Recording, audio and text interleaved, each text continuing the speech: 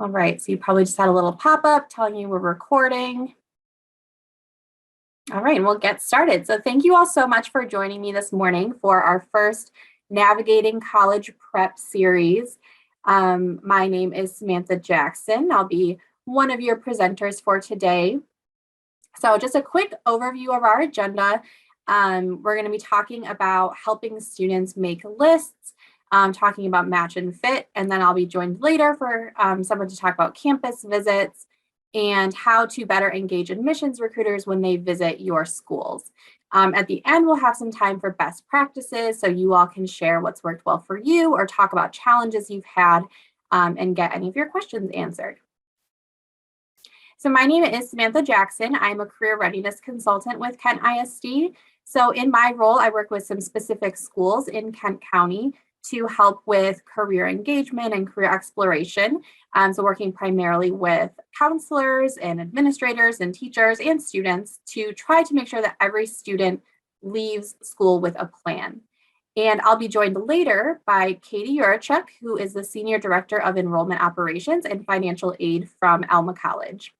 And just a little bit about myself and why I'm presenting on this topic today.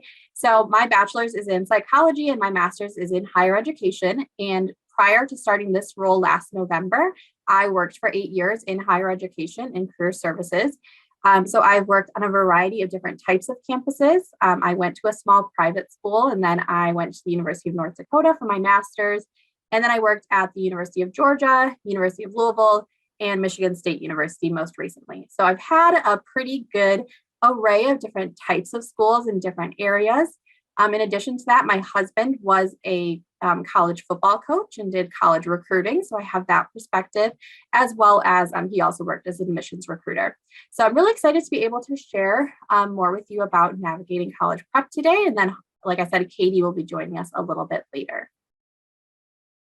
So the mission of the College and Career Readiness Department is that we help every student prepare for college and careers by working with the community to develop and provide programs and resources for students, parents, educators, and business partners.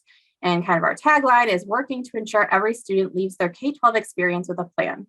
So truly our focus is on college and careers. So not just careers through college, but whatever a student decides to do after they leave school, we want to help provide resources and support for any of those things.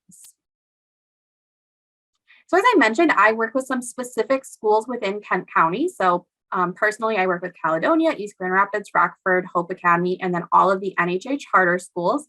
And then you'll see here the rest of our career readiness consultant team. So each of us, again, has those assigned schools. We do have one current vacant position. We're going through a little restructuring.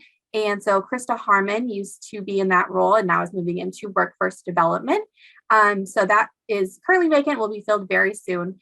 If you don't see your school up here and you are in Kent County, you can always feel free to reach out to me directly or to our general email at careerreadiness@kentisd.org, and we can help provide you with resources and get you connected. This is still very new to our department, so we're still adding on schools. But if you're not on here, you need support, please feel free to reach out. All right, so we are just going to jump right into the first topic, which is about making a list.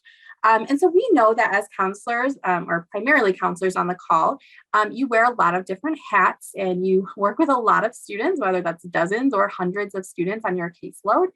And so we know that you don't always necessarily have the time to meet with students one-on-one. So hopefully the tips that we give today will be applicable to you, whether you're working one-on-one with a student or in a large group setting. So we know that many students don't know the difference between different types of institutions or degree programs.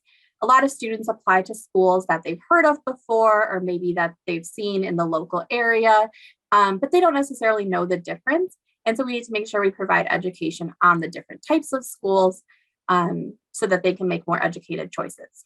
So really try to encourage students to explore schools of different types, whether that's through campus or admissions visits at your school, just doing research online, talking to alumni from that school. So some of the things that we might want to consider are looking at public versus private schools, and also whether those are in-state or out of state. Because of course, typically a public in-state school is going to have a cheaper tuition and cost of attendance than a private school, but also, a public out-of-state school, of course, is going to have additional costs as well. A lot of students see private or out-of-state schools as unattainable or unaffordable because of the cost, but also realizing that a lot of those schools do have additional scholarships and grants for students, particularly low-income students, that can make those schools affordable. So making sure students understand all of those nuances and the differences between public versus private. Thinking about community colleges and vocational colleges. So when we're thinking of community colleges, are students planning to go there for a 2-year degree to actually earn their associates and go on to work from there? Or are they hoping to go to get some of those general education requirements out of the way and then transfer to another school from there? Even if that's their plan, it's really important to start thinking about those 4-year schools they might be interested in, because every community college and 4-year school has a different agreement, and so credits will transfer differently. And so it's just really important to make sure we're setting them up for success if that is their plan. Or if they're planning to go to a community college or vocational college for a specific trade. Again, a lot of times those are shorter programs, whether those are 2 years or even shorter. But again, having them explore those different options as well. A liberal arts college, a lot of students don't know what this means. Honestly, a lot of people on these campuses don't really know what liberal arts means. But really this means that they're typically going to be required to take kind of basic classes in things like history or the sciences or, a psychology class. And the goal is to help provide them with a well-rounded foundation of courses that will help regardless of their major. But some students really don't want to take all those additional classes. They want to just jump right into their major and just move on. So then we might consider specific interest schools. So things like the arts or STEM. But again, a lot of times those have very specific majors. So if a student's not totally set on a major, not really sure what they want to do, those may or may not be the best option for them because they don't necessarily always have additional majors for them to explore. But again, if they are absolutely set on going into fine arts and they don't want to have to take those additional classes, these specific interest schools can be a really great option for them. Also considering single-sex schools. So most schools now are co-ed, but there are still some single-sex schools. So again, just making students aware of that and what could be the benefits of going to a school like that and exploring those options. Religiously affiliated schools. This one is really important because some are religiously affiliated simply historically. So they might not have strong ties to that anymore. Some of them do have requirements related to it. So they might require students to go to a specific service every week, or they might have to take specific types of courses related to that religion. But a lot of the religiously affiliated colleges, particularly the small privates in Michigan, a lot of them are simply affiliated historically. So they don't really require any additional things related to that, and students of all backgrounds are welcomed. And then thinking about specialized mission schools. So schools like historically Black colleges and universities and Hispanic serving institutions. So in order to be considered an HBCU or an HSI, a school has to have at least 25% of their population that belongs to that demographic. And so a lot of people think, that only a Black or African American student could go to an HBCU, or only a Hispanic or Latinx student could go to an HSI, but that's absolutely not the case. But it is important that when you're talking to students about these types of schools or as they're learning about them, that they really look into the mission of the institution and the purpose that they would have for going there. But again, could be really, really great options for students. Unfortunately, we don't have any in Michigan anymore. But again, even though a lot of them tend to be private, they have a lot of great scholarships and financial aid resources to make it attainable for students. And as we're going along, please feel free to put any questions you have in the chat. I'll have kind of time at the end of each section to go through questions, but if anything comes up, feel free to just go ahead and put that in the chat. All right, continuing to think about making that list, so thinking about other options like big versus small schools or rural versus urban schools. And these are very generalized kind of qualities here, but tend to be true of big colleges versus small colleges. But of course, the same can be true depending on the college, vice versa. So some benefits of going to a really large school. Typically, they have a wide variety of majors. Students can go there, and even if they have no idea what they want to do, they can explore a lot of different options and can tend to find something that will fit their interests. Housing options. So they tend to be able to live on campus, off campus, in a house or an apartment. And there's just more variety available to students. Activities. So thinking about, having large sports, televised sports, being able to have, theater productions and concerts on campus and all of those types of activities that they wouldn't have to travel to another location for. A lot of large colleges have distinguished faculty that are really well known in their fields. And they tend to have very nice research facilities that are well funded and available to students. Some benefits of smaller colleges, of course, number one being class sizes. So while at a large college, some of those introductory classes can have hundreds of students, typically at a small school, those introductory courses will still have less than 100 students. So it can be a lot easier to get to know professors and, to get to know your peers within those classes. Small colleges a lot of times have a huge emphasis on hands-on learning. So whether that's through internships or study away, study abroad options, or just getting out into their communities, it's a lot easier to do when you have a smaller class. So a lot of emphasis on hands-on learning. A lot of them also offer individualized majors.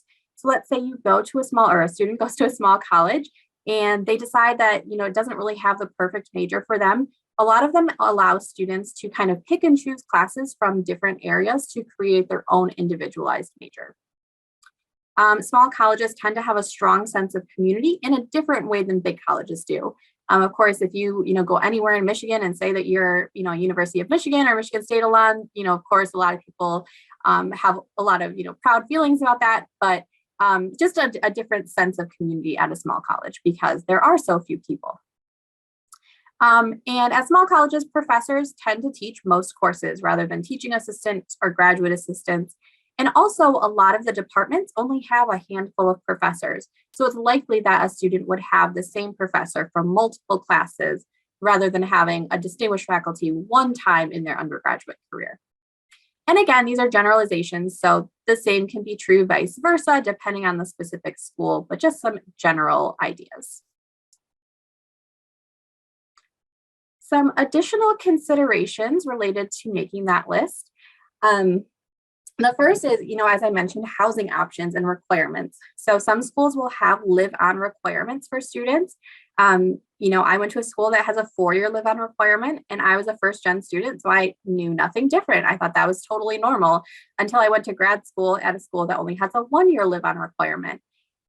So, thinking about that consideration, if they want to live on campus, if they want to have an opportunity to live in an apartment or in a house off campus, what are those requirements and what are the options at that school?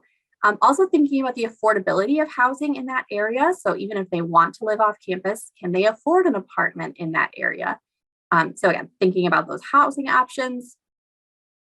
Thinking about activities that are available. So thinking of things like clubs and sports and band and theater, all of the things that happen on campus. Considering if there's something that they were involved in high school that they would like to stay involved in college, does it require an audition, or does it require you to be within a certain major or program in order to participate in that? So thinking about how those things might fit into their college career. Professional programs. So some schools will require students to kind of have a secondary admission into certain programs. There are some schools that straight out of high school, they can say, I want to be a nursing major, and they apply and they go in there for nursing. But there are other schools that require students to apply for additional majors. So things like nursing, education, business schools, some engineering majors, all will require kind of an additional application. So it's also important for students to consider if they're, dead set on going to a school for nursing and then they don't get into the nursing program, do they have other options for majors of things that they would be interested in? So considering, how do they actually get into the major they might be interested in? What are the study abroad or study away options? Pretty much every school is going to have some options related to study abroad and study away. but looking at, funding sources for those. Does the school actually provide additional scholarships and things for students who want to study abroad or study away somewhere else in the US? Do they have specific programs for it, or is it, every student having to find an opportunity on their own? Do they have partnerships with specific types of institutions? So if that's something that's really important to them in their college career, then making sure that they take a look at that. The next one, a lot of students think, it's a long way away. I'm not going to graduate for quite a while, but it is important to think about the alumni network and the career outcomes of those alumni. So most schools will publish their career outcomes. So, a student from this major has, it's going into these types of careers or going to these types of graduate schools. So thinking about what that actually looks like and the type of, job that they might want in the future. Of course, a student doesn't have to have their major or career decided when they go into college, but it is good to know just kind of generally what do students from this school go on to do. Also, again, looking at the alumni network and even using alumni as a resource to learn more about a specific school. Thinking about diversity, equity and inclusion. So not only the makeup of the school, but also what type of support is available. So is there a specific office on campus? Are there, dedicated professionals working in this area? Are there student organizations that will be there to support students of a variety of types of backgrounds? In addition to what does the actual makeup of the school look like? Thinking about academic requirements. So some schools, to finish a major, they might require you to write a thesis or to do internships or some type of study abroad or study away. My major actually required me to take the GRE subject test for my major, which I had no idea. Again, I was a first-gen student, didn't know to ask these questions or to look into it. But again, looking at those requirements that will be, required for them to finish their degree. Thinking about the surrounding area. So again, that idea of rural versus suburban versus urban, thinking about if they're okay being in a small town that maybe doesn't have a whole lot going on, or if they would prefer to be in the middle of a bustling city. And then that also leads into transportation. Are they allowed to have a car on campus? Do they need a car to get places on campus? I know for me, I was terrified of the idea of having to ride a bus. I came from a small town and had never rode a bus before. And so I was terrified of the idea of having to get on a bus to get to different places on campus. A lot of people laugh at that and they're like, that is like fine. But again, that was just a value or an important consideration for me. But again, thinking about the location and how far away certain things are that may be important to students. And then the last one might seem silly, but weather. I speak from experience, having gone to grad school at the University of North Dakota, which is very, very cold and very, very snowy. But they have tunnels there, which was amazing. So I didn't really have to be out in the cold very often. But thinking about, do they want to be in a place that's going to be really cold? Do they want to go to warmer weather? Do they want to be in a place that, has rainy season? So weather can be an important consideration for students as well.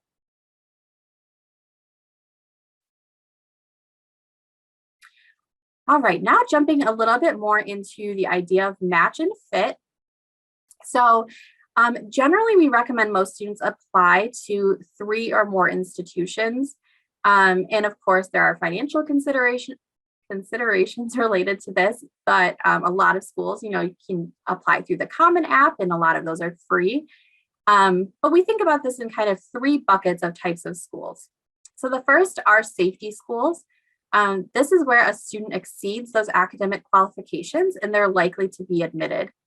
This should also definitely include affordable options, places that they know they're not going to have to take out a lot of loans and they're not going to be stretching themselves thin. Then there are target schools, which is a school where a student meets academic qualifications and they have a fair chance of admission. And then some reach schools where they might fall slightly short of the academic qualifications and maybe less likely to be admitted. But we never really know what an admissions representative is looking for in an application. So it is important that students are applying to those reach schools as well. And even though we say, 3 or more institutions, it is also really good if students can apply for a couple of schools in each of these different buckets. So they're not just reaching or applying to all reach schools, but maybe a reach school, a couple target schools, and a couple safety. All right, so match is the student's academic credentials aligning with the admissions qualifications, whereas fit is kind of everything else. So the student's values, their interests, their wants, their social needs, all of those aligning with the characteristics of the school. So a lot of students are really, really focused on match. So looking at their numbers, their GPA, their test scores, and how those align with the admissions requirements, which of course is very, very important, but is not everything. And what we really want to look out for is undermatching. So undermatching is when a student enrolls at a school that is less selective than that which they could attend. And so sometimes students will do this because they perceive that another school might be too expensive or they have a lack of financial resources. They might just have low expectations of themselves. So thinking that maybe a school is going to be too hard for them or is too unattainable. And some of it might just be lack of guidance or minimal exposure. So maybe they only know of certain schools or the schools around them. And the reason that this is so important is because completion and persistence rates are lower for students who undermatch.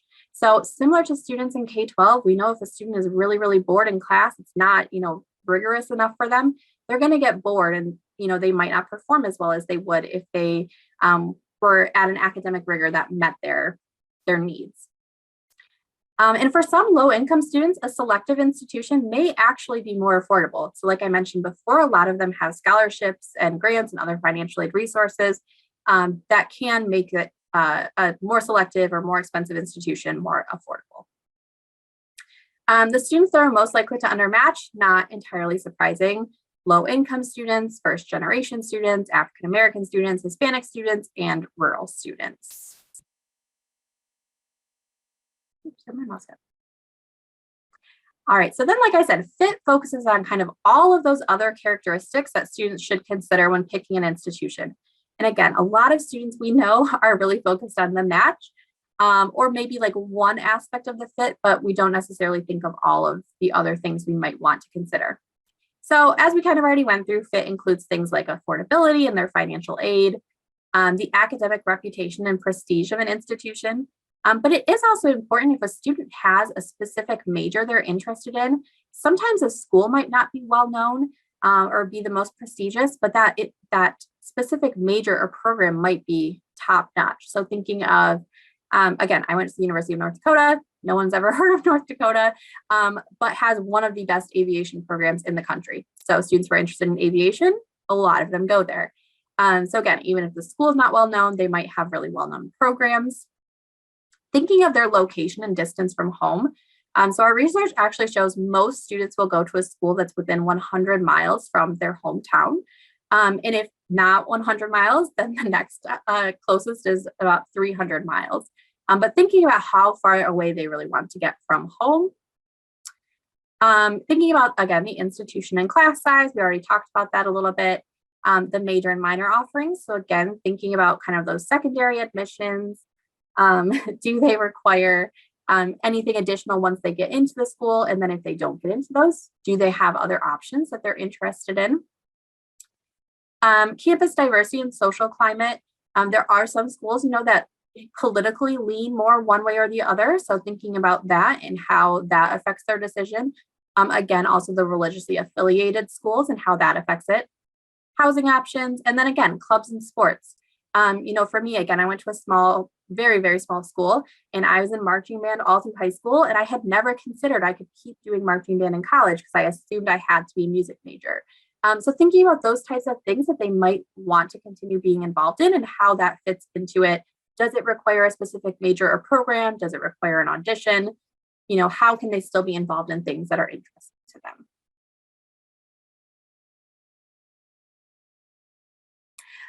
All right, I know a lot of you use tools like Naviance or Zello or Career Cruising, and of course those tools do have, college planning in them.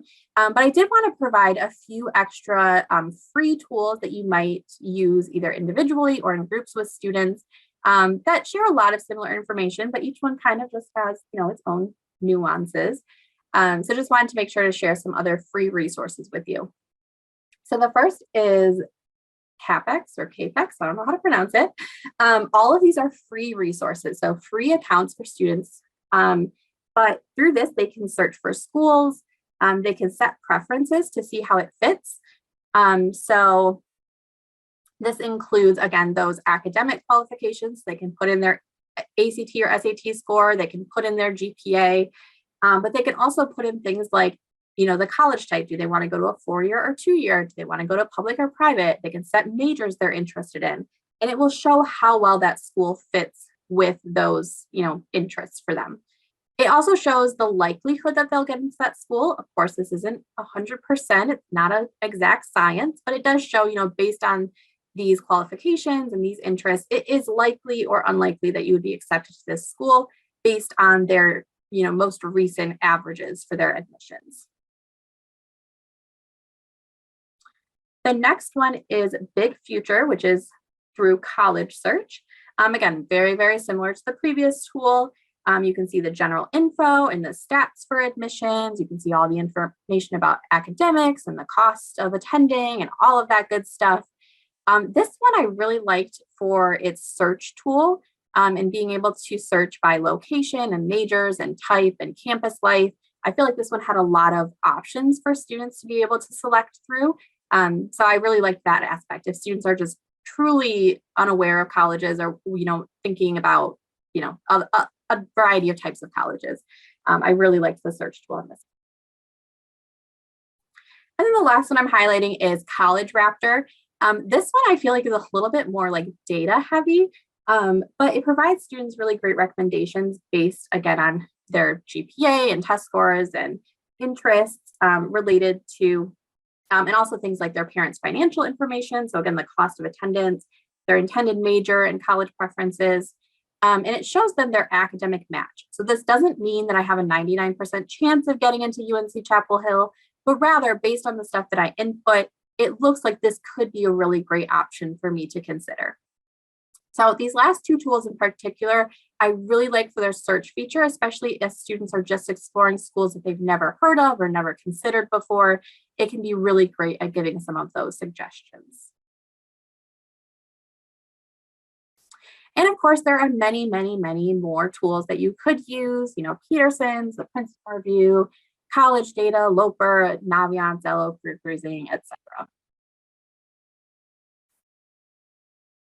Some kind of final recommendations in this section, and I am running a little ahead, but I saw Katie join us. So final recommendations here. The first is to engage teachers and staff in the process. So we know that, a lot of counseling staff kind of get just a couple of touch points with students, going in to do their EDPs a couple times a year, or maybe asked to come and do a presentation. But typically students are, working every single day with their teachers or their coaches. So, whether that's providing professional development for teachers and coaches or staff, or, just giving them tools to use to talk with students, a lot of teachers only know their own experience. So they applied and they went to this particular school. But being able to give them some of this information can help them have better conversations with students. I had the same thing working in higher ed. I'd work with faculty to help with students applying to graduate school, because again, they only knew the process that they went through. So engaging them as much as you can in the process, because they're the ones who have, the most direct touch points with students. Holding an event or providing space for students to apply. I went to college, a few years ago, but we had dial-up internet still at my house when everyone else had Wi-Fi or high-speed internet. And so applying to colleges was so cumbersome for me because it took forever. And also realizing some students just don't have access to technology at home to be able to apply. So whether that's just having a space in your counseling office, or again, holding an event so they can work with peers, to allow students an opportunity to apply to different schools. Inviting current college students to come talk, whether that's, speaking in a class or speaking on a panel, they've just gone through it. So thinking about, what to expect in college, how to make a decision, maybe things that they didn't consider before, but they found important now. So, inviting alumni from your school that are, 1 or 2 years out that are going to be really relatable to your students. Of course, keeping parents informed. They have a lot of say in the college decision and college application process. So whether that's, hosting an event where you're sharing this type of information with parents or, inviting them to some of those application events, just making sure that you're keeping them informed and engaged in the process. And finally, being able to share this information even maybe while you're working on completing EDPs with students. So whether that's, junior or senior year, as they're going through Naviance or Zello or career cruising, a lot of times students are kind of just like poking around in that college, part of it, but they don't really know what they're looking for. So maybe sharing some of this information with students as they're looking at those to really keep these things in mind.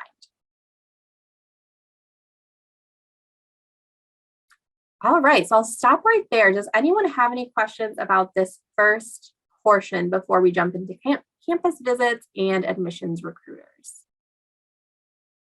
Again, feel free to put those in the chat, or even if you want to raise your hand and ask a question, we will have time at the end too.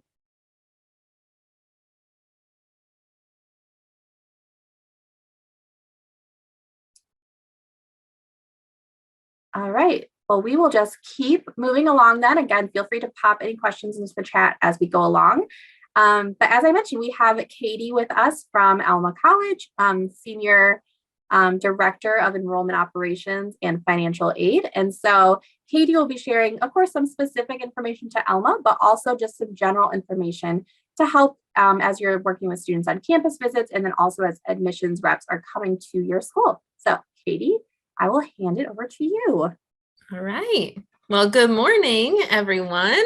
Happy to be here. And I have been with Alma for about 9 years. 6 of my years, I was on the road. So as I speak to some of this information, I've lived it. And I think a lot of times when you're getting information, if you're like, okay, they've lived it before, you kind of internalize it a little bit better. So happy to be here this morning. Yeah, we'll kind of jump right in. So to campus visits, and when I was kind of putting my content into the slides, I sat down and just thought, okay, if students are making an effort to come to campuses, what should it be like?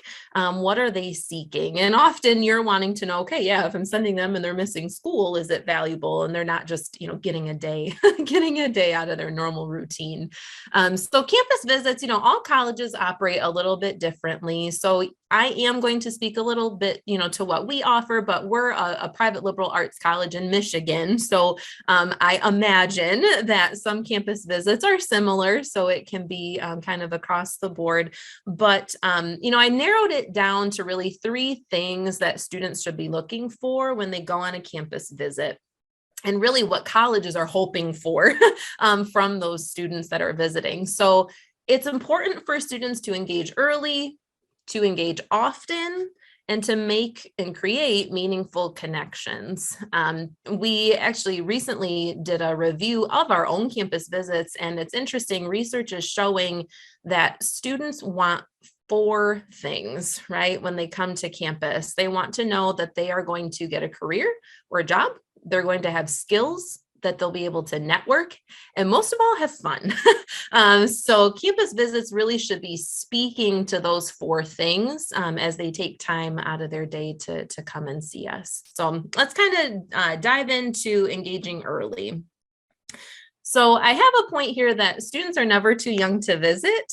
Kind of throughout my recruitment, we'd get these visit requests for sometimes middle school groups. Sometimes, there's sophomores in high school, juniors in high school, and that's wonderful. So it's always an opportunity for schools to put out their product essentially and get students excited. And at different phases, right, we're speaking to different things. And so don't worry, aside from the high school level, if you have a colleague who is thinking, oh, I'd really like to engage this middle school group, by all means, most schools will offer that up. But for your students, particularly, junior year, senior year, that's really prime time to be visiting campus. So don't ever discredit any stage when a student says, hey, I'm interested in that school, encourage them to check it out. There are a variety of visit options. So engaging early would mean that colleges are offering multiple opportunities to get in front of students. So for example, Alma College, we offer individual visits. We have twilight visits, group visits, game day, interest-based, and weekend. So I'll expand on that a little bit. And it's important for you to know, again, that, when you're sending your students out, that their time is of value. So the individual visits that we offer, and most schools do this, it is pretty tailored to what they have said they want. So on a visit form, it's pretty common for a student to say, yes, I would like to meet with a coach, right? I'm a football player. I'm in swim and dive. I run track. I'd like to get some FaceTime with that coach. So those things can be requested on a visit. A lot of times they'll want to sit in on a class when they come to an individual visit, or maybe meet with a faculty member. We're kind of seeing that trend go a little bit away. It's intimidating for students to sit down with a professor. So we're acknowledging that, and most schools we're at least offering the option. It is kind of more for parents. I heard Samantha say earlier, like, don't forget the parents have such an important say, and supporters in final decisions. So sometimes that visit is also speaking to more than just the student, but giving the parent or the supporter that reassurance of, my child will fit here. Twilight tours are really interesting. So if you were ever thinking, oh, I'd love to bring a group, but we can't make it through the day, or you have two students that you just know, you're heavily supporting them, and the only time you have maybe, I know time is precious, but maybe the only time you have is in the evening. So Alma actually offers twilight tours. They're kind of fun. They happen in the evening, and you still get the same experience as you would through the day. Sometimes faculty and class offerings are a little bit more strict. But we have found that if students are coming in the evening, they're not really looking for that anyway. They're just trying to get a vibe of campus. And we actually wrap up our visits with a s'more around the fire pit on campus. So it's a lot of fun. So just know that there are a lot of visit options. It doesn't have to just be group visit or bust. It could be, you're bringing 2 or 3, or maybe you are bringing a group of 20 or 30. I did put a point, below that you should ask the schools that you're wanting to go to how they'll support you in your visit. Pretty common for us to say that we will, we'll do the meal for your group, or we'll try to support the transportation cost. It can't hurt to ask. And a little nugget for you, most schools want that exposure. And so they'll be willing to work with you if you're willing to bring a group. Again, large, small group, any visibility is good visibility, and it helps your students. So just make sure to ask those questions. Try to fit in your visits during the school year. Alma is not alone in the sense of it can get quiet in the summer, and it's not always the best time to visit. Schedule-wise, it's the best time for students to visit, but feeling and emotion, and remember, one of those top 4 factors, what they're looking for in a visit is fun. And sometimes fun cannot be represented in the summertime when really campuses are taking the opportunity to do construction, update things. So just try to fit it in during the school year if you can. So we'll move on over to engaging often. This is unique to Alma, but I think across colleges, what we have found is that it's probably true for most schools other than Alma, but almost 70% of our deposited students visited campus 3 or more times. So that is really significant. So when I say engaging them often through a campus visit, I cannot place enough emphasis on that, because they need multiple exposures to ensure to themselves that this is where they belong and that this is where they want to be. So knowing that, incentivize students or encourage them, find something that could perhaps, work for you and your students, but let them know that filling out information for schools, filling out a visit form or filling out a simple inquiry form is okay. Again, with Generation Z, a lot of what we've been seeing is they are non-committal. They don't want to get too close, but they want a lot of information.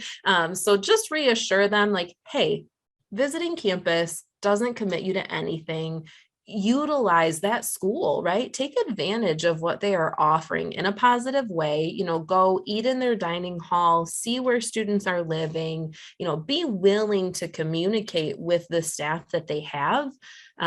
Because I think it's important for them to know that it doesn't, raising a hand and saying, hey, I might want to visit, doesn't commit them to anything. Also encourage your students to communicate back. Again, after 9 years in the field here at Alma, we have found we often we acknowledge that we reach out a lot, and most of it is because the student is not reciprocating. And often that does not signal they're not interested. They don't have time. And so our text keeps going down, our email keeps going down, and they just forget. And we run into a lot of students, our deposited students, who said, oh yeah, I meant to do that a month or two ago. So if you can do anything as they are trying to get to campus, we're trying to engage with them, they're trying to engage with us, consider maybe setting aside. I know that's a big ask. My degree's in education. I was in the classroom, so I understand it's a big ask, but maybe it's something to consider. If you're trying to get them to campus, trying to get them to engage, maybe give them 5 minutes, text that rep you've been meaning to get back with, schedule that visit that you've been meaning to schedule so they can get it done and out of the way. Meaningful connections.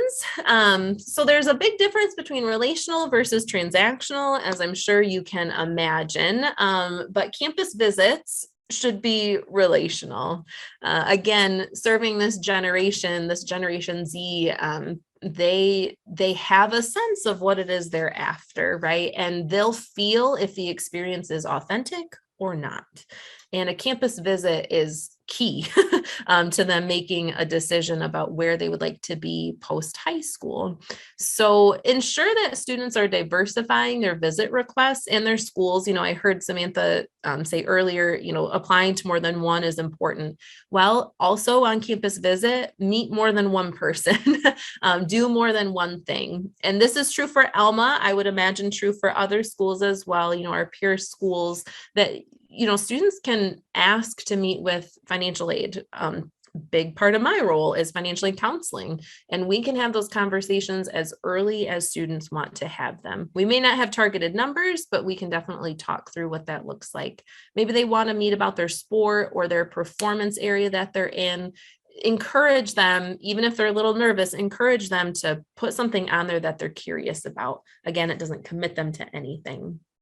Campuses will have different events, like I said, through the week on the weekend. One example we have is called A Taste of Alma. And so students can sample a little bit of everything. Of course, we feed our students and families when they come to campus, and we have campus partners flowing in throughout that lunch period. So again, non-committal, but gets them the information that perhaps they are seeking.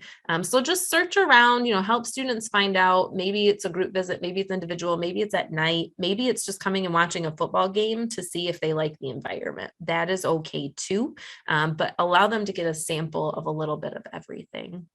Make sure that when your students are visiting, they're connecting with current students. Can't tell you how many times we've heard students say to us, like, yep, my tour guide made all of the difference, because they're living it. Another thing, that we've known of with our campus visits, and all schools should recognize this, the quote unquote talking heads don't really work anymore. And so students, when they're coming, again, they're taking time away from school. They need to feel that authenticity, and current students will provide that. So make sure that when you're sending them out, they're a part of their day is with a student, because they'll provide the most authentic information possible. Let staff give their contact information. Sometimes students are put off by that, or they're nervous. Encourage your students, take that business card, take that email, save their contact info. You may not need it in this moment. You might need it in a month. Students will start to reflect of what they want, and they want to know those fun factors. Where will I sleep? What will I eat? Will I belong there? And when they're ready to challenge themselves to those questions, they need a point person. Of course, Alma College has admissions representatives, admissions counselors. That word is used interchangeably in all schools. Students have people assigned to them, but they're going to need to remember per school who that is. So encourage them, quick, take a photo. If you don't intend to keep the business card, take a picture, snap it real quick. It's okay to open up that door. Just creak it open. They don't have to open it fully. Creak it open so they know they have someone safe at that school that they are looking at that they can talk through the process with.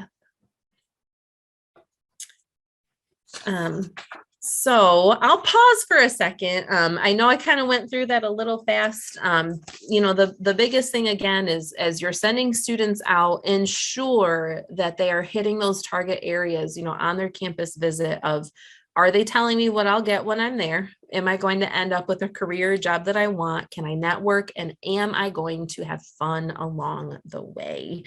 So that campus visit, again, time out of the day, it's fun, but it should also be impactful and meaningful. So just some tidbits there of when they're scheduling those visits, make sure that they're hitting a variety of areas. And if you bring them, we will be happy to host you, as will I'm sure our peer schools will echo the same thing. Remember, we want that exposure and we're willing to work with you different times of the week, different times of the year, different times of the day.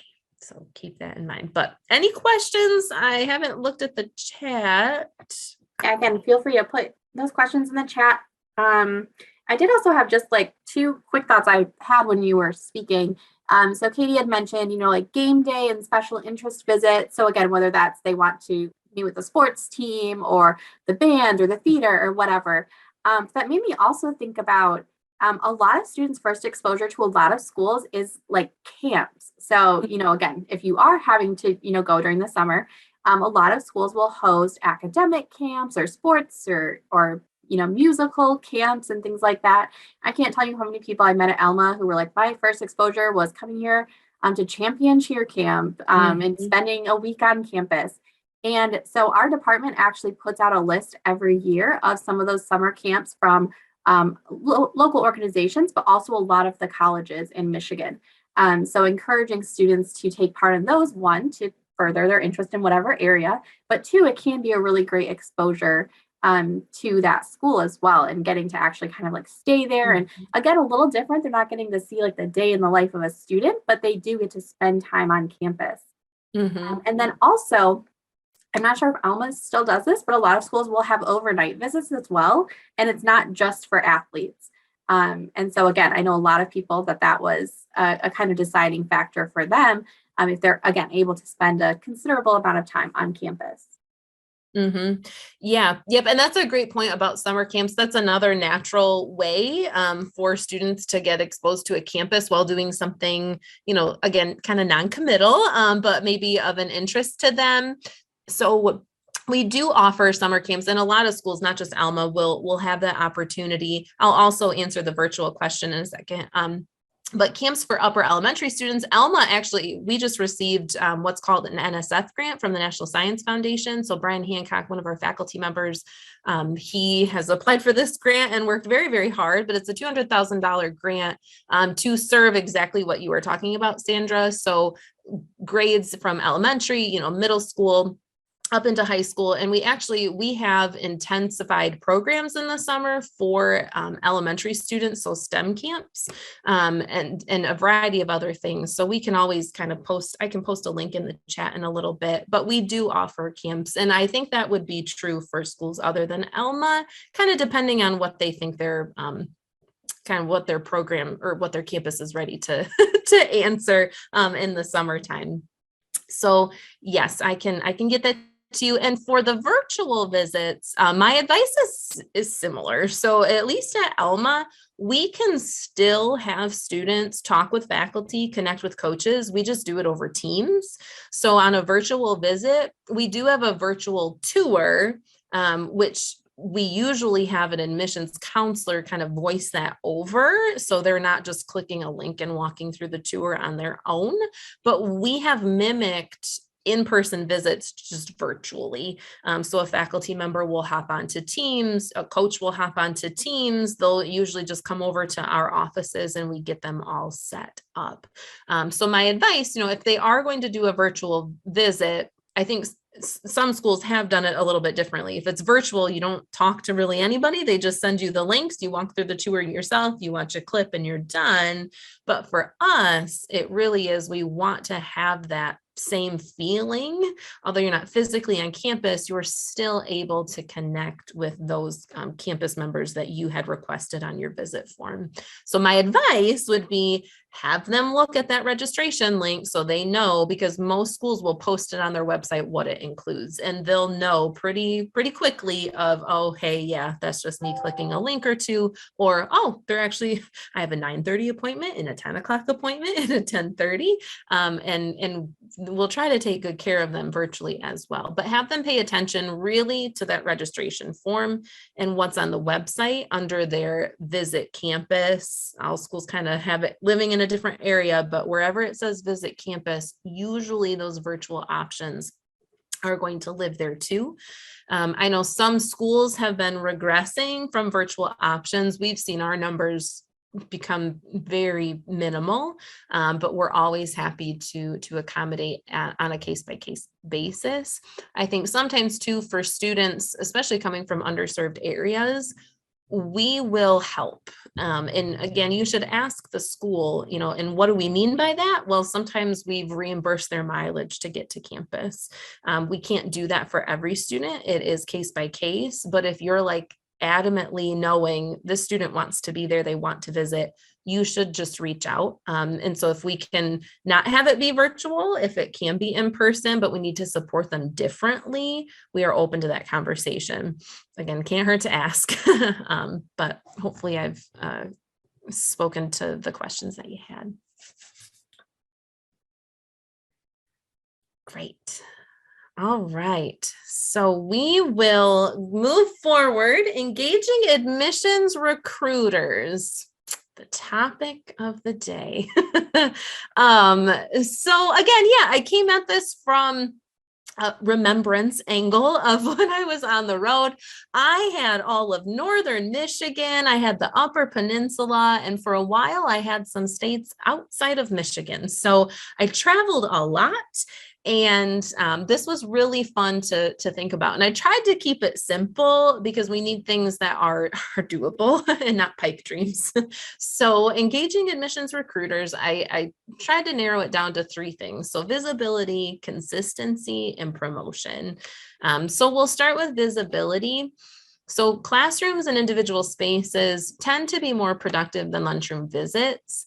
If lunch is the only time, kind of let us be out in that hallway. Why this is important? It seems to be, as I'm sure you're aware, right? When they're going to lunch, it's their free time, it's their break. There is a lot of peer pressure too that happens. We've seen in those spaces, and it's not always the most productive space for us to be in. Now, it could swing one way if one person really loves that school and they bring a group of 10, hooray! But it could also go the other way of where they're like, no, and so then you've lost, right? Maybe that one or two interested students, all because peer pressure, right?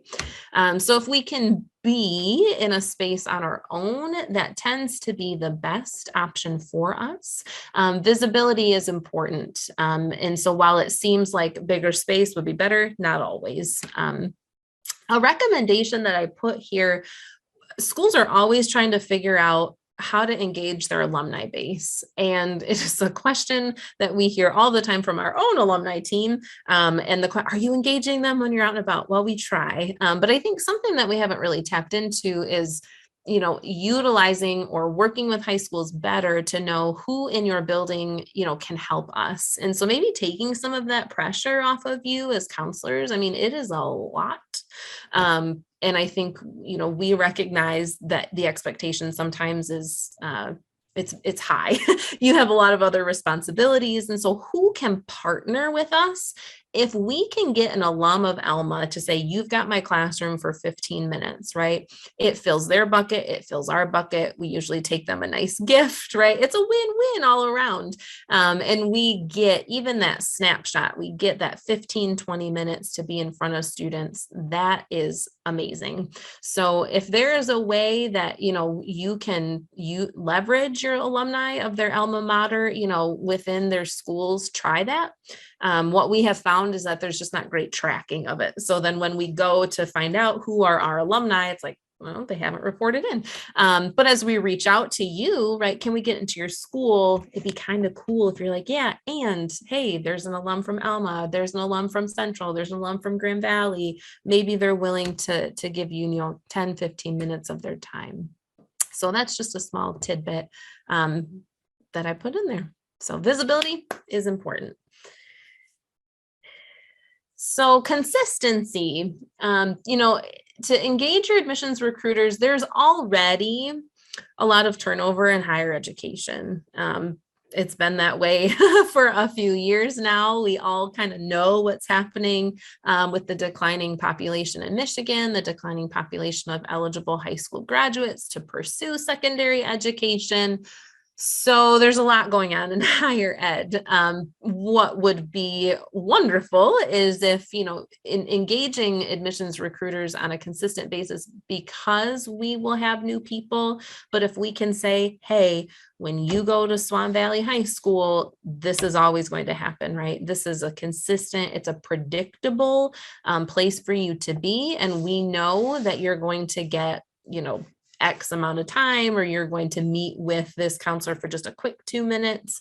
Anything that you can provide from year to year that is consistent will help us.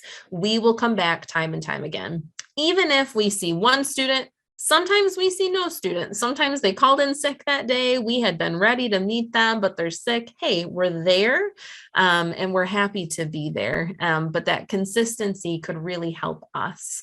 Another piece of consistency is what we're doing, how we're engaging them on those visits. Recruiters come with a mission. The mission of the recruiter is to get that student engaged enough to raise a hand for the school. So we come with our own materials, we come with QR codes, fill this form out, like I said earlier, and we want them to feel that level of trust, that level of safety. But a lot of times they don't know what to ask. And so we have seen at different schools, some students are really prepared, some are just getting out of class, some are laughing the whole time, right? Some are really engaged. It's kind of all over the place. So if you can help them develop some critical thinking questions, I can't tell you how many times, I've been at a school, I've been in front of a classroom, or I've been at a college fair, they walk up, well, how much do you cost? We've lost them before we can engage them. And some of that is up to the recruiter, of course, to come up with that reply. But imagine if they said things like, how successful are your graduates? Kind of how quickly do they get a job, right? Or how long does it take me to graduate? Often they have a story of a family member or, a friend. Yeah, it felt like they were in school forever. It took them 5, 6, 7 years. There are great opportunities for recruiters to build that meaningful connection with better questions. So again, if we're like, hey, yeah, you're going to Armada High School and the students have the best questions, that is consistency. And again, we'll come back time and time again because we know that there is just a distinct level of care that goes into that time that we are there. So just some ideas there.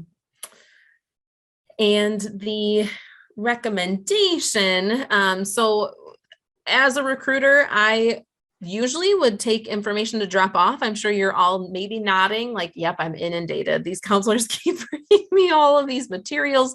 You can reciprocate that. We would love to know of any pertinent changes of your school, or if you say to us, hey, next year, we're totally changing, I don't know, we're only offering visits from 8 to 9, or you should know that majority of our students are on free and reduced lunch, or a majority of our students are, I don't know, pick a sport, pick an interest, or we have a great Model UN team. Any tidbit about your school will help us tremendously, because when we get back to our offices and we're trying to figure out how do we consistently engage you all and your students, we want to have meaningful information and not just regurgitating general stuff. So if you could hand us, or send us an email, I don't know what will work best for you, but if you say to schools, hey, you're visiting, thank you for visiting, here's something you should know about our school. It provides a level of distinction, which enhances recruitment and usually will make your time more meaningful when you're working with us. So promotion, engaging those recruiters, right? Part of it is having students when we come to visit, and of course we want that authenticity. We want them to want to be there. So the more that you can promote it, though, the better.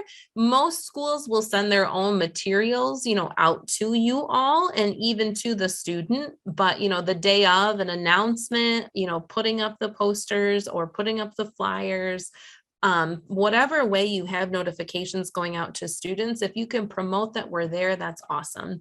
We know that there's usually multiple schools on one day. It just is, it's hard when maybe you're the forgotten school on that day. And so if you can promote our school, let students know, encourage them to go and listen. And again, non-committal, and they hear us, and even when we think they're not listening, they do hear us, they do see us, they read our body language. And so if it's time for college visits, right, are we encouraging, are we providing that consistency, those critical thinking questions, or is it like go, don't go? The promotion of it is really important for us, and anything you can do to help would be great, would be really beneficial. I think I put a recommendation here. I did. It may be silly. You may laugh. I don't know what you'll do, but I was thinking, I have young kids, and the deer, drop everything and read. What if school, and maybe some schools do this, right? But what if, something was implemented for students? I just put fun, focus, unwrap, and navigate, but giving them 5 minutes, right? Figure out your schools, take time to just breathe. Students are going in a million directions. The pressure is unlike anything that I experienced when I was in high school. What if we gave them 5 minutes, right? Let them do what they've been meaning to do. We want them to focus on their future and have a plan. That plan, we hope, is post-secondary education. Every student is different and fabricated in their own unique way. And so we want to give them that space to just be for a second, focus on what they want, unwrap their opportunities. I guarantee there's emails and texts from recruiters that they have not gotten back to. And the longer they delay, the longer it takes for them to make a decision. And we want them to feel prepared, feel safe, and feel confident about their decision. So what if, right? And I know that's a big ask. There are many mandates from the state and things that you have to do. But if there's a way to plug in, 5-10 quick minutes, for those students, that really could go a long way, and it could help visibility and consistency and promotion, and it will engage these schools. And again, it'll keep us coming back time and again, because we want your students to be successful. We think all around, we want what's best for students, and we're happy to partner with you on that journey. But engage them. We don't expect big things, just allowing your students that space to be with us and encouraging them to talk with us, take that first step, place a little bit of trust, and that we're not out to give them something that's not genuine. But the only way to find that out is to begin those conversations. And often I'd say to students, you don't have to be great to get started, but you have to get started to be great. And so allowing them to remember that and feel that, hopefully we'll see some movement with students and as they navigate colleges. So those are three quick things on how to think about engaging admissions recruiters from all schools that are coming through your doors. Questions that I can take, or thoughts that you'd like me to expand on?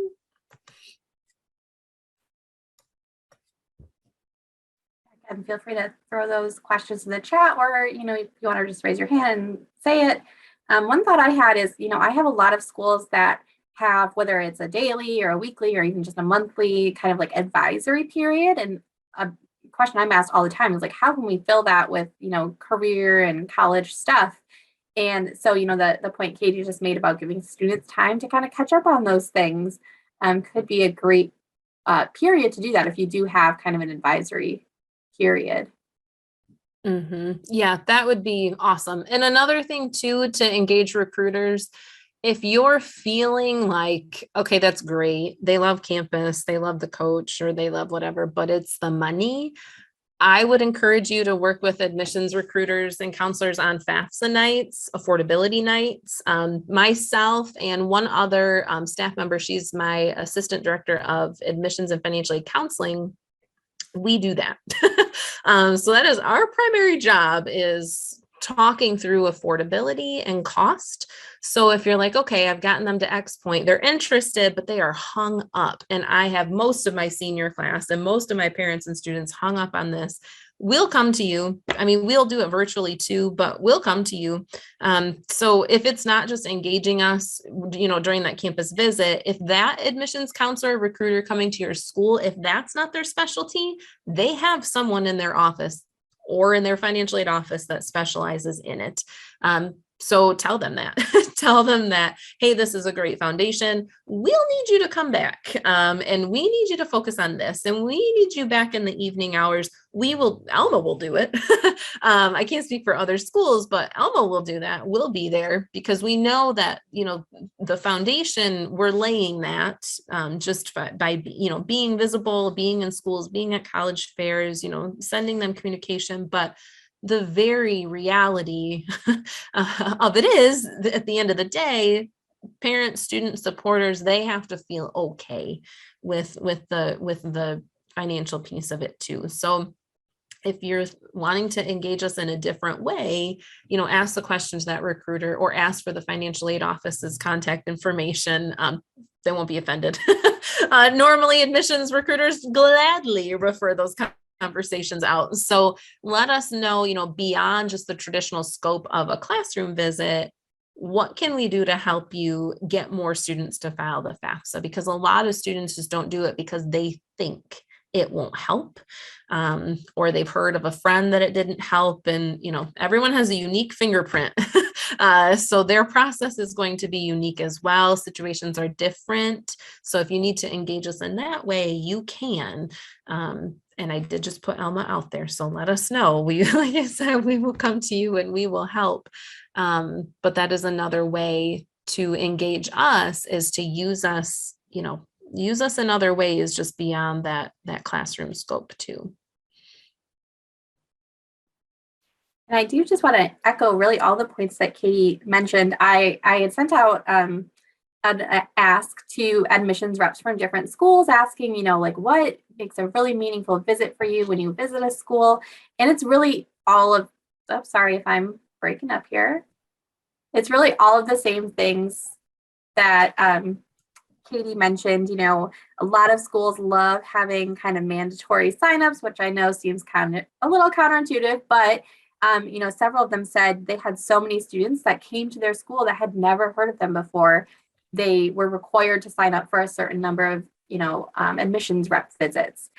So again, encouraging students to check out schools of different types and sizes, and, things that they maybe had never considered or heard of before. A lot also said, again, not having it during lunch, or if they do, having kind of a separate space for them.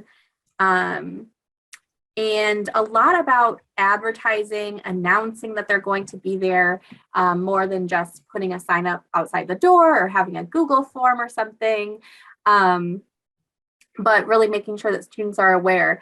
I know I'm not going to put the school on blast, but my husband is an Alma alum. Alma visited their school yesterday, and he knew it was happening, but he had no idea when or where, because it wasn't like it's posted outside the door. So again, just making sure that students are aware of what's happening each day, sharing that however you can. All right, any other questions for Katie before we let her go? Well, thank you, everybody. Thank you very much. And I popped some links in the chat from our prior conversation about summer camps. So we'd love to see you. I'll also put I know my contact information was on the slide earlier, but I will pop my information in the chat. Please reach out. We are advocates for students. We want it to be Alma, but we want them to find a home someplace. So if we can help anybody get started, and you're just not sure who to ask or where to go, we can definitely help point in the right direction. So I'll put my information in there, and thank you for your time so much. Thank you so much, Katie. Mhm. All right, switching gears a little bit here. This is where we have the interactive portion of our program today. So I wanted to give you all a chance to talk and learn from each other. So of course, we've given you a lot of tips, and I mean, maybe these are all things you're already doing. Hopefully you did gain something from this and learn something new, but we want to give you a chance to learn from each other as well. So first, everyone's favorite, I'm going to put us into some breakout rooms for you all to have a chance to talk in smaller groups. And then we'll come back together, and hopefully you'll be able to share, with a larger group, some things that maybe your school is doing, or even maybe some challenges you're having. So if you're like, yeah, I know that we need to do this thing, but I'm just not sure how to make it happen. Maybe you don't have that advisory period, or you're not really sure where something could fit in. Make sure to ask those questions in your groups. And then, when you come back out here, we can talk about those as well. So I'll give you about 10 to 15 minutes to talk in your groups. Let me get that set up here. We have, all right. All right, so yeah, I'm going to send you into those groups, and like I said, chat about things that have worked well for your school, or questions that you have, for others about how it might work better. So I'm going to open those up. Now, like I said, I'll give you about 15 minutes to talk.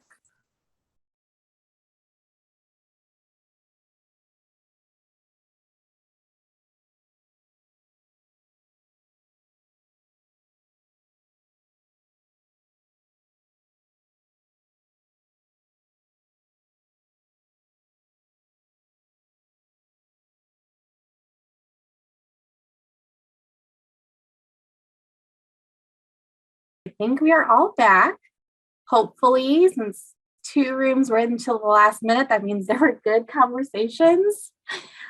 So now, does anyone want to share anything you talked about? So whether that is, actually, let's start with any best practices that you've already been using at your school, things we hadn't already talked about, or even echoing things that we talked about. Any best practices anyone want to share?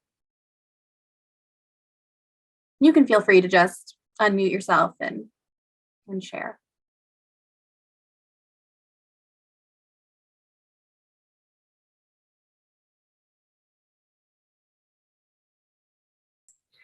I don't know if it was necessarily falling under the category of best practices, but we really spent quite a bit of time talking about our platforms that we use for career and college readiness, whether it be Zello or Naviance, or the former Career Cruising. So that was wonderful to, I guess, it was validating to hear what some of the other programs were that, and get some new ideas from staff. Great, I love that. Definitely a best practice. Anything else?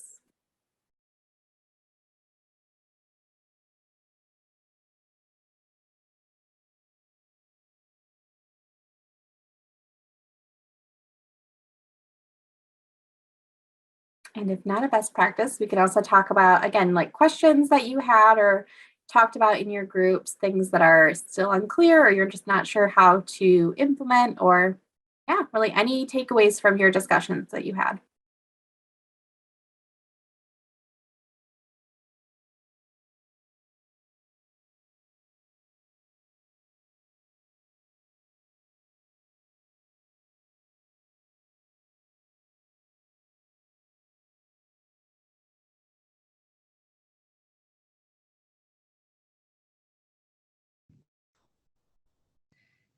I know one of the issues that our school had was losing our college advisor, which we lost a lot of services that way. So how do we fill those gaps by those services that he was providing, and now that I'm picking it up?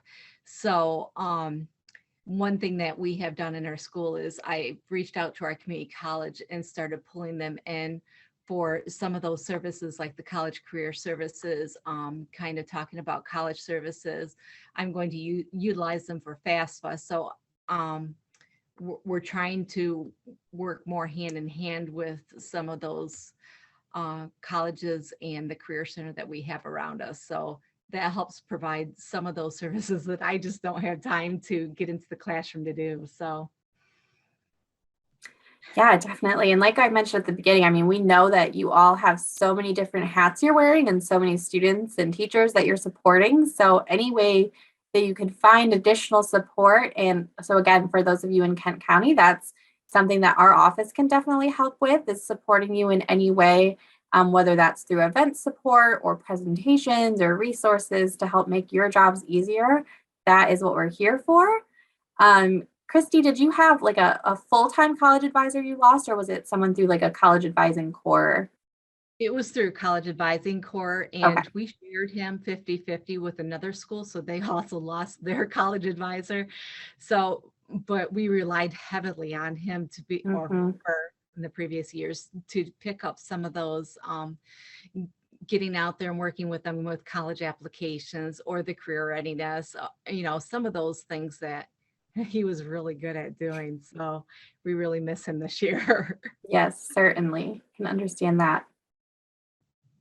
In the chat here, another room talked about another way to engage recruiters is providing them with information about dual enrollment pipelines at your school.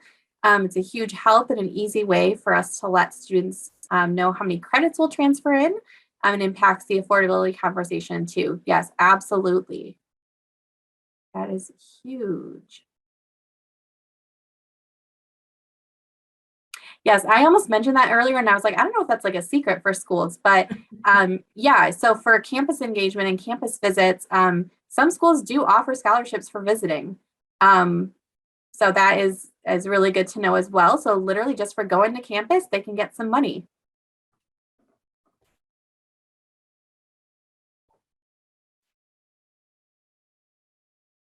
Anything else anyone talked about, or again, questions that you still had or are still trying to figure out how to work through?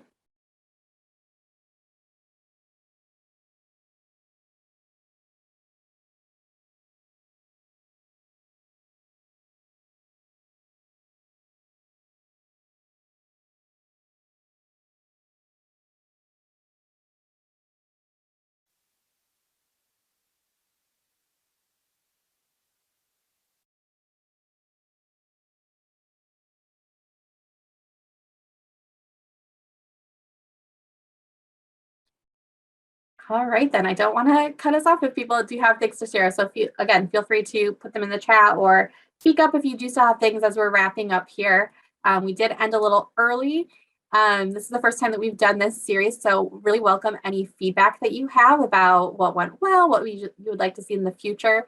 But yeah, so again, if anyone does have any last minute questions, please feel free to ask. I've included my email here, and I know Katie included her email in the chat as well. So feel free to reach out if you have any additional questions after. I did want to make you all aware of some of our other upcoming professional development opportunities. These can all be found on the PD Hub, and you can register there and find all of the details. So we do have 3 other sessions in this Navigating College Prep series. These are all going to be virtual. So November 15th, we are going to be talking about FAFSA and financial aid. So whether you already are very familiar with FAFSA or maybe you're new to the field, hopefully we'll help you learn some more about the application and how to help your students through that process. January 10th, we'll be talking about the application process. So not only what's expected of students and how to help them create a standout application, an essay, and really what our school's looking for, but also your part in their application. I know a lot of counselors are writing letters of recommendation, so trying to help you with that process as well. And then the last part of this series is on helping students make decisions. So they've got these offers. How can they better understand their financial aid packages? They can be very confusing. So how can we help them better understand those? And also just how to make the best decision for them. So that's the rest of this series, all virtual. Then the Career Readiness Network, if you've participated in that in the past, we're doing it a little bit different this year. But really the primary focus of the Career Readiness Network is just to help bring together educators to learn from each other about a variety of topics. So this year we have 3 different topics, and we're actually doing these all in person, on location, or I guess offsite really. So October 20th, we are going to be at Davenport University, and it's another like college application, college preparation kind of thing. But we'll be on campus, so hearing from them about admissions and student life and all of those things. So we'll have, of course, some Davenport specific stuff, but also will be very general in terms of just being on a college campus and what that looks like. January 19th will be at Amway in Ada. And the focus of that one will be employability skills. So whether students want to go to college or they want to go straight into the workforce, they all need to have these skills that are going to make them employable. And so they're going to be talking about what types of skills that they look for. We'll get a tour of the organization, and then we'll also hear about the types of jobs that an organization like that offers for students. So whether those are, entry-level positions right out of high school, or the positions that they would offer after they complete college. And the last one will be April 20th. Location is to be determined, but that one is going to focus specifically on the trades and apprenticeships. So this is probably one of the biggest questions I've gotten from counselors in the last year is how can we get more information to students about the skilled trades and about apprenticeships? How do you even find those? So we're going to be meeting with professionals in the field, and we're going to be learning more about how they can seek out those opportunities. Then we have opportunities in the military. These will all be in person, and these are open to counselors, teachers, administrators, and students and parents. And it will be in person at the KCTC building in Grand Rapids. And each of them will focus on a different branch of the military. So I know September 22nd is on Army National Guard. I think October 6th is maybe. I don't remember for sure. And then November 10th, there will also be sessions in the spring. The goal is to be able to have a highlight on each of the branches of the military. Again, this is a huge request for us. A lot of people just don't know how to tell the difference, what the benefits of one branch is over the other. So again, open to educators as well as parents and students. So please feel free to share that information out with them. And again, we'll be at the KCTC building. And then the last one is Whys and Hows of EDPs. And this will also be virtual. And so I know, you had just mentioned talking about some of your EDP platforms, whether that's Zello or Naviance or Career Cruising. And so a lot of feedback we hear from counselors is like, okay, so we get to go into an English class one time, a semester, and we do the EDP, and then we don't really know what to do. Like, we're kind of done. So we're going to be talking about some ideas of how to further engage students with their EDPs and how we can actually use that data to help with other things throughout the year. And so that will be October 27th, and that will be virtual. And we have a ton of other PDs available. And again, you can find all of those on the PD Hub. And if you look, there's like a bar for type or topic or something, and you can select career readiness, and you'll see all of our offerings. All of them do have sketches available. So most of them are the career exploration sketch, but of course the military one is military sketches. And for this one, you'll get college sketches. So those are all available. How do we register student? That is a great question. How do we register students for the military meetings? I don't think that they actually need to register. I think that they can just show up. I'm pretty positive, but in my follow-up to you all, I will include that information. I'll double check on that. We also have newsletters that we send out. So if you're not registered for those or signed up for those, you can definitely do that. So we have one that's called CROPT, Career Readiness Opportunities for Professional Development. So that one is specifically for educators. And it basically is just an overview of our upcoming professional development opportunities. And then we have another one called Cut and Paste that is intended to cut and paste the information to your students. And so we'll definitely include the information about the military program in that as well. We do also have career chats, which are available for sketches, but really intended for students. Career chats, we interview a professional in different fields just to learn about their job, how they got there, what kind of education was required, if any, what the training looked like, what they like about it. And so we offer those 4 times a month. Again, you can find all of that on the PD Hub as well as our website. And those, again, are open to students. They don't have to register for it. It's virtual on Zoom, and we also record all of them so students can go back and watch through any of those at any time as well. All right, any final questions? I'm going to put up my contact info again. And again, Katie put her email in the chat as well. But any final questions before we wrap up here?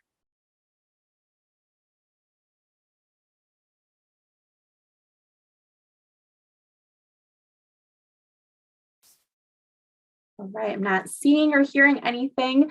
Again, thank you all so much for joining us and joining me on this journey as we try out this new series. I really hope that, regardless of how long you've been in the field, you at least got something valuable from this, some new nugget of information or way to better engage. And again, if you have any questions, please feel free to reach out to us, and I will be sending that follow-up with the recording, as well as a survey just to, see what you would like to hear about in the future. So thank you all. I hope you enjoy the rest of your day. Bye. And thank you so much, Katie. Yes, you're welcome. Bye, Samantha. Bye.